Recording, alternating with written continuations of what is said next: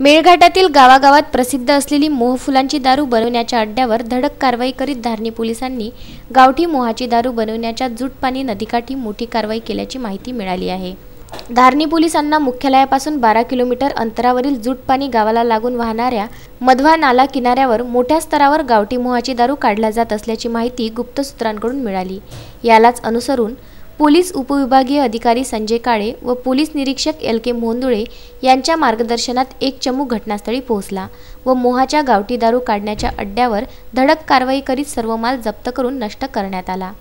या नदीकाठी जुटपाणी येथीलच 4 लोक हा अवैध दारू काढण्याचा धंदा करीत होते। या ठिकाणी मोठ्या स्तरावर सडलेला मोह व दारू काढण्याचे साहित्य पोलिसांनी जप्त केले। जप्त केलेल्या मालात 50 प्लास्टिक डबक्यात मोहफूल, 320 किलो सडलेला मोह असा एकूण 23,300 रुपयांचा मुद्देमाल जप्त करण्यात आला आहे। ही कार्यवाही उपविभागीय पोलीस अधिकारी संजय काळे व पोलीस निरीक्षक LK मोंदुळे यांच्या मार्गदर्शनाखाली PSI राठोड, अरविंद सरोदे, प्रभाशंकर डोंगरे, रवींद्र वर्राडे, प्रदीप गणेशे यांच्याद्वारे करण्यात आली आहे। या कार्यवाहीनंतर धारणी पोलिसांचे अभिनंदन केले जात असून गावठी दारू काढण्याचे धाबे दणाणले आहे।